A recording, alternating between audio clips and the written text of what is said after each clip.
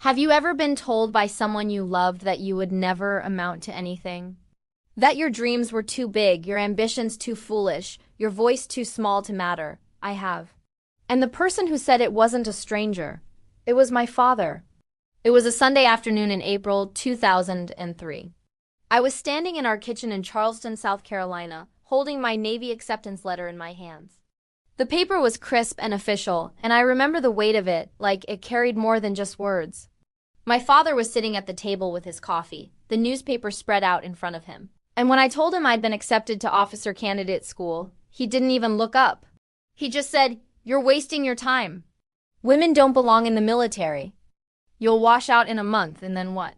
You'll come crawling back here with nothing." My mother stood by the sink washing dishes, and she didn't say a word. The only sound was the water running and the clink of plates. I felt something inside me crack, but I didn't cry. I just folded that letter, put it in my pocket, and walked out of that house. I was 23 years old, and I didn't speak to my father for the next 15 years. But that was only the beginning. Before I tell you why that moment changed everything, let me take you back, because you need to understand where I came from. You need to know what it took to get to that kitchen, holding that letter, believing I could be more than what everyone expected. I grew up in a small house 3 blocks from the ocean. My father was a dock worker, spent 30 years loading and unloading cargo ships. My mother was a secretary at a church. We didn't have much money, but we had rules. And the biggest rule in our house was this: women take care of the home, men take care of the world. My father believed it with every fiber of his being. When I was 16 and told him I wanted to study aerospace engineering, he laughed. Not a kind laugh, the kind that makes you feel small. He said, "Girls don't build planes. They serve coffee to the men who do." I remember lying in bed that night, staring at the ceiling, listening to the sound of waves crashing in the distance and making myself a promise. I would prove him wrong. Not because I wanted his approval, because I wanted to prove to myself that I was more than the box he'd built for me. I worked 3 jobs to pay for college. I waitressed at a diner from 5 in the morning until noon, tutored high school kids in math in the afternoons, and cleaned offices at night. I slept 4 hours if I was lucky. I lived on ramen noodles and black coffee. But I graduated with a 3.9 GPA in mechanical engineering, and when I applied to the Navy, I didn't tell anyone. Not my parents, not my friends, because I knew that if I failed, I didn't want their pity. And if I succeeded, I didn't want them to take credit for something they never believed in. Officer candidate school was the hardest thing I'd ever done. I remember the first morning, standing in formation at 0430. The air so humid it felt like breathing through a wet cloth. The drill instructor walked up and down the line, looking at each of us like we were insects he was deciding whether to step on. When he got to me, he stopped, looked me up and down, and said, "You're not going to make it." I stared straight ahead and didn't blink, didn't respond. And when he moved on, I felt something harden inside me. A kind of steel I didn't know I had. I graduated 3rd in my class. I became a naval aviator, trained to fly helicopters, spent the next 12 years in active duty. I flew search and rescue missions, transported personnel in hostile territory, coordinated operations that saved lives. I made lieutenant commander at 34. And through all of it, I carried my father's words with me like stones in my pockets. "You'll wash out in a month." Every time I climbed into a cockpit, every time I lifted off, every time I brought my crew home safe, I heard his voice. And I flew harder. And that was the moment I stopped being who they thought I was. I deployed 3 times. Once to the Persian Gulf, once to the Horn of Africa, and once to the Western Pacific. I saw things I still can't talk about. I lost people I loved. I learned what it means to make decisions when there's no time and no margin for error.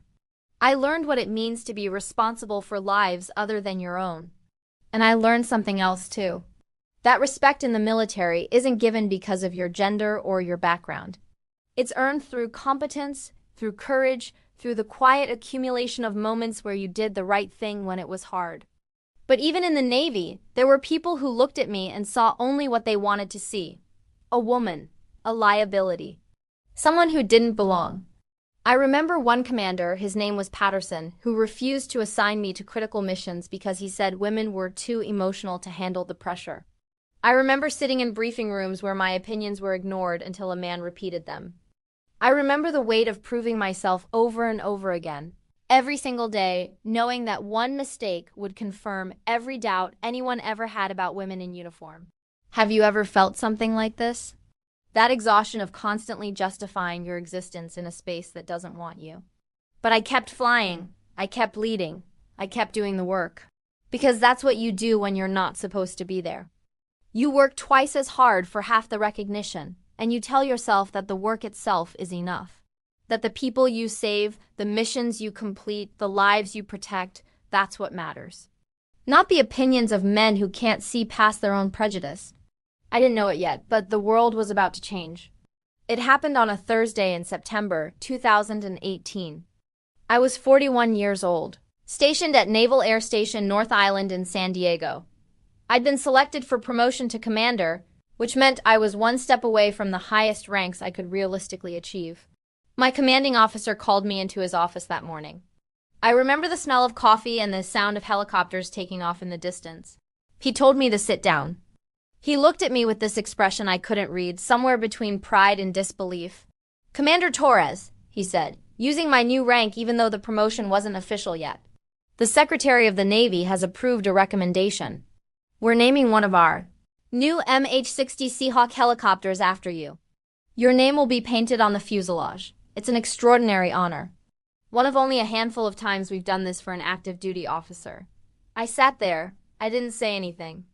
I couldn't, because I didn't understand what he was telling me. Helicopters are named after heroes, after people who've died in service, after legends. Not people like me. Not a dock worker's daughter from Charleston who was told she'd never amount to anything. "Why?" I finally asked. My voice sounded strange even to me. He smiled. "Because you've flown over 3,000 hours in combat and humanitarian missions. Because you've saved 47 lives in search and rescue operations. Because you've trained 2 generations of pilots, many of whom credit you with teaching them how to survive. Because when people think of excellence in naval aviation, they think of you. That's why."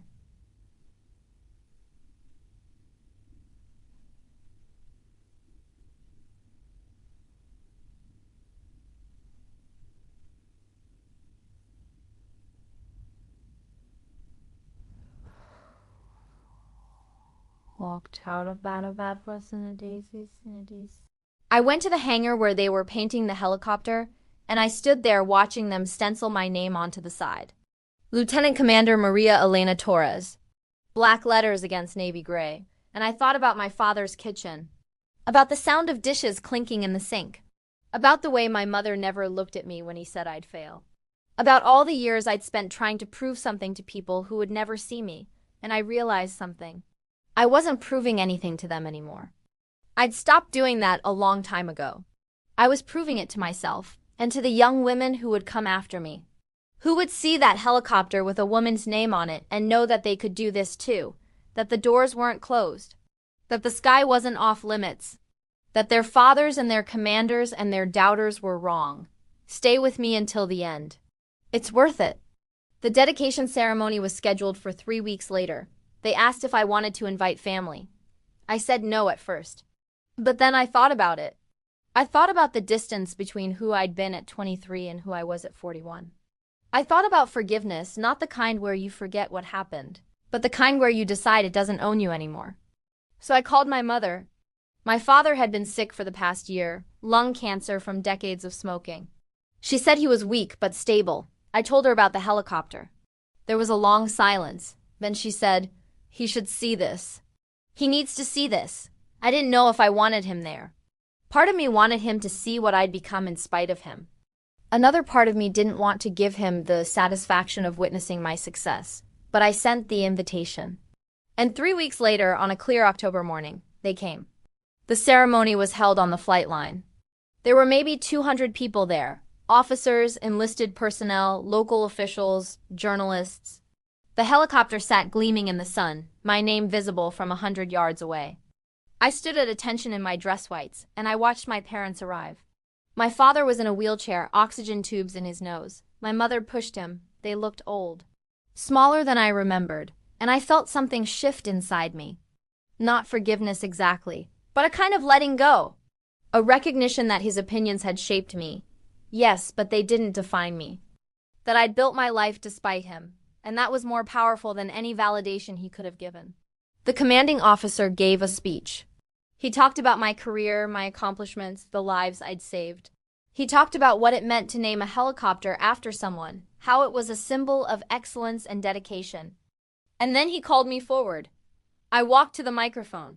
I looked out at all those faces, and then I looked at my father. I didn't plan what I said next. It just came out. When I was 23, I said, someone told me I would fail, that I didn't belong in the military, that I was wasting my time. And for a long time, I carried those words with me. I used them as fuel. I used them to push myself harder, to fly better, to prove that I was worthy of being here. But somewhere along the way, I realized something. I wasn't flying for them. I wasn't proving anything to anyone but myself. I was flying because I loved it. Because I was good at it. Because every time I brought someone home safe, I knew I was doing exactly what I was supposed to be doing. So to anyone here who's ever been told they're not enough, that they don't belong, that their dreams are too big, I want you to know this. They're wrong. Not because you'll prove them wrong, but because their opinion was never the point. Your worth was never up for debate. You just had to see it for yourself. I looked at my father. His face was wet. He was crying, and I realized I was crying too. After the ceremony, people came up to shake my hand, to take pictures with the helicopter. My mother hugged me for a long time. She whispered, "I'm sorry I didn't defend you. I'm sorry I stayed silent." I told her I forgave her, and I meant it. My father sat in his wheelchair, and I walked over to him. I knelt down so we were eye level. He reached out with a shaking hand and touched my arm. His voice was hoarse, barely a whisper. "I was wrong," he said. "I was so wrong. I'm proud of you." "I'm so proud." I nodded. I didn't say, "It's okay," because it wasn't okay. What he'd said had hurt me. It had shaped me in ways that were both good and painful. But I also didn't say, "I hate you," because I didn't. I just said, "I know." And that was enough. He died 4 months later. At his funeral, my mother gave me a box he'd left for me. Inside was a folder full of newspaper clippings. Articles about my promotions, my deployments, my missions. He'd been keeping track of my career the whole time. He'd been following me, even when I thought he didn't care. Even when he couldn't bring himself to say the words, he'd been watching. He'd been learning. And maybe, in his own broken way, he'd been trying to understand. I still fly that helicopter sometimes. When I climb in and see my name painted on the side, I think about the girl I was. The one standing in that kitchen holding an acceptance letter, trying not to cry. I think about how far she's come. How many times she wanted to quit. How many nights she lay awake wondering if she was good enough, and I wish I could go back and tell her what I know now. That she was always enough. That the people who doubted her were just scared of what she represented. That her strength wasn't loud or flashy or dramatic. It was quiet and steady and unstoppable. I'm 54 now. I'm still in the Navy. I train the next generation of aviators, and I tell them what no one told me. That excellence is not about being perfect. It's about showing up every day and doing the work. That respect is earned in the quiet moments when no one's watching. That your worth is not determined by the people who doubt you, but by the integrity you bring to everything you do. Share this with someone who would understand. Someone who's been told they're not enough. Someone who's still carrying the weight of words that were never true. Because here's what I've learned. Humiliation and honor are not opposites. They're part of the same journey. The people who humiliate you teach you what you don't want to become. The people who honor you remind you of what you already are. And the space between those two moments is where you build yourself, where you learn what you're made of, where you discover that you were never small, never insignificant, never less than. You were just waiting for the world to catch up. My father's last words to me weren't an apology. They were a recognition. And I think that's more valuable. Because an apology asks for forgiveness. A recognition gives respect. And respect was what I'd been searching for all along. Not from him, from myself. Truth does not shout. It simply waits to be heard. I think about the young women who walk past that helicopter now, who see my name and wonder who I was, what I did, how I got there. And I hope they understand that there's no magic formula. No secret, just work, just persistence. Just the willingness to keep going when everything in you wants to quit. Just the courage to be exactly who you are when the world tells you to be smaller. That helicopter will fly for another 20 years, maybe more. Long after I retire, long after I'm gone, my name will still be there. And that's not about ego. It's not about legacy. It's about leaving a mark that says, she was here. She mattered. She did the work. And maybe, somewhere down the line, a girl who doesn't think she's good enough will see it and realize that she is. Respect does not erase the past. It simply teaches us how to breathe again. If stories like this remind you what dignity feels like, subscribe. You belong here, and don't miss the next story. It is something truly unforgettable.